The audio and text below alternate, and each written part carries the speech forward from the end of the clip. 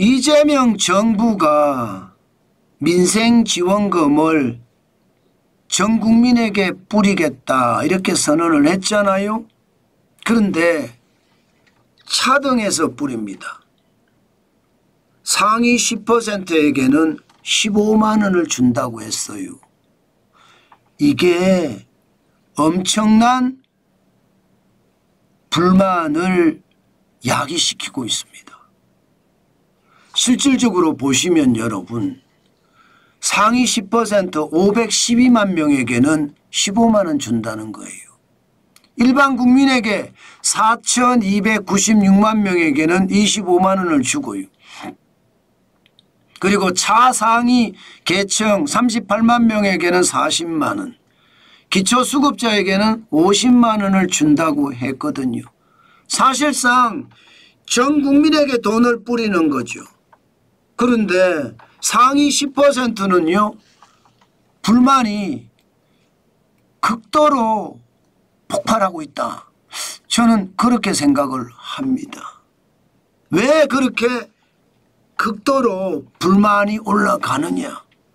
여러분 세금을 내는 사람이 누구냐 이거예요. 세금을 내는 사람이.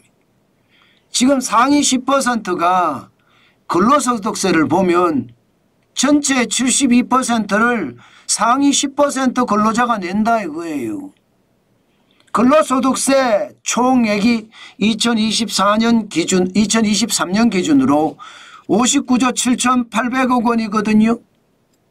그런데 상위 10%가 내는 금액이 43조 1,700억 원, 72.2%나 된다는 이야기입니다.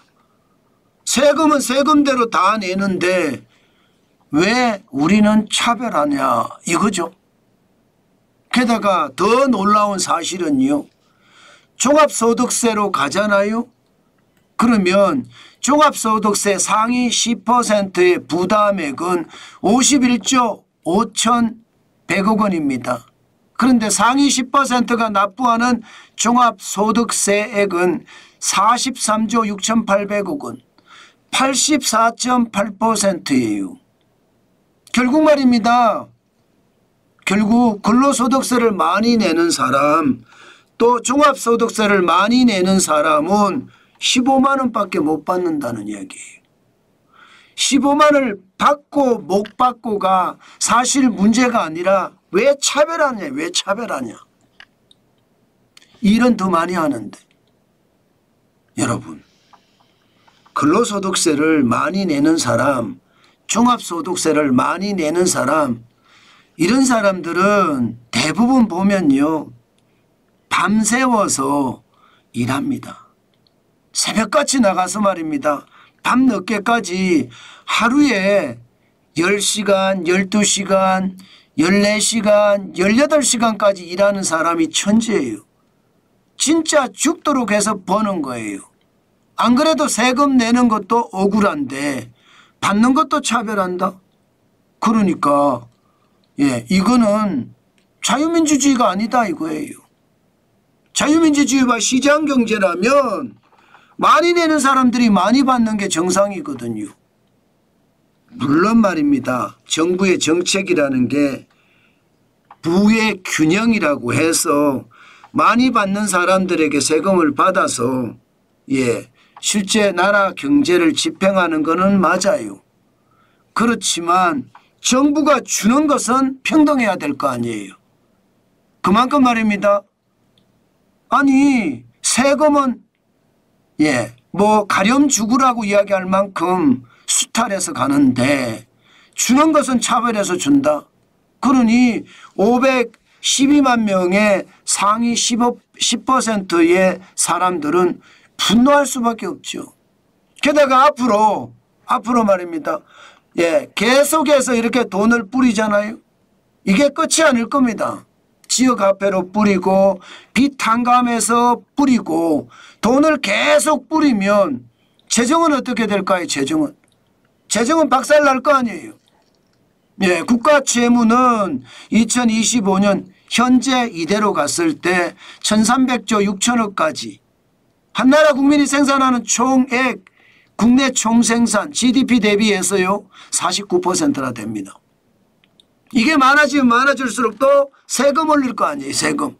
그러면 받는 것도 적게 받고 세금을 또 올리면 세금에 대한 부담도 그만큼 더 지고 세상에 이게 무슨 일이냐 이거예요. 왜 차별하냐 이겁니다. 저는 그 말이 충분히 저는 설득력이 있다고 생각합니다. 아예 말입니다. 아예 진짜 취약계층에게 주면서 추가 소비가 일어나게 해서 경제가 좋아진다는 것, 이거는 진짜 환영할 만한 일입니다. 안 그래도 경제가 나쁘니까. 예, 다 주면서 말입니다. 다 주면서 상위 10%만 적게 주는 거예요. 그러니 이거는 진짜 불공평하다예요. 게다가 재산이 많은 순으로 하는 것이 아니잖아요. 건강보험료 기준이잖아요. 그러면 소득 기준이라는 거거든요. 이게 말이 안 된다는 이야기죠. 재산이 많은 부자에게 덜 준다. 이것은요. 뭐 그럴 수 있다. 이렇게 생각할 수 있지만 지금 현재 열심히 일해서 밤새워 일해서 돈 많이 벌었다고 그 사람한테 15% 차별을 준다는 것은요. 결국 말입니다. 이게 국민 갈라치기다. 이렇게까지 이야기하고 있습니다. 저는 그 말이 충분히 이해가 된다고 생각합니다. 저는 기본적으로 민생지원금이라는 자체를 저는 반대하는 사람이에요. 왜냐하면요. 돈 뿌릴 이유가 없어요. 왜 돈 뿌리죠? 당선 축하금입니까? 이건 말도 안 되잖아요.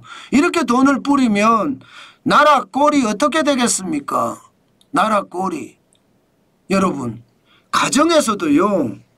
빚내서 소비하잖아요. 가정 망해요. 집도 팔아야 되고 거리에 나앉습니다. 기업도 마찬가지입니다. 기업도 벌지 못하는데 빚내서 자꾸 쓰다가 보면 끝장나는 거예요. 어디 그뿐입니까? 기업만 그렇습니까? 정부는 안 그렇겠습니까? 정부도 당연히 그렇겠지요. 저는 여러분 빚내서 억지로 이렇게 국민들에게 주는 거. 국민들도요. 지금처럼 이렇게 전 국민에게 돈 뿌리는 거 결코 좋아하지 않습니다. 그만큼 말입니다. 제도의 개선으로 경제가 어려운 것을 풀어야 되는데 지금 그렇지 못하다는 거예요. 지금 경제가 어려운 것은 윤석열 대통령의 비상계엄 때문도 아니에요.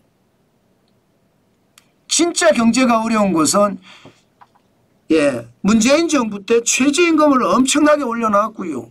주 52시간제 도입해서 일 못하게 만들어놨고요. 중대재해기업처벌법 도입해서 기업을 옥죄고 있기 때문이에요. 아니 자영업자들이 고용을 하고 싶어도 인건비 무서워서 고용을 못합니다. 중소기업들이 기업을 경영하고 싶어도요. 주 52시간제 때문에 생산성 향상을 하기가 어렵습니다. 이런 상태에서 여러분 경제가 잘 되기를 바란다. 그것도 웃기는 거죠. 일은 덜하고 비용은 더 많이 들어가고 돈은 더 많이 달라고 하고 이러면 나라가 어떻게 되겠습니까? 결국은 꼬꾸라질 수밖에 없습니다. 저는 여러분 지금 같은 이렇게 돈 뿌리는 거 결국 말입니다. 나라가 쫄딱 망해봐야 할 겁니다.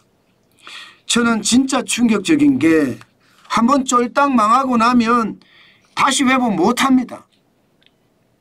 회복할 수 있으리라고 생각도 못합니다.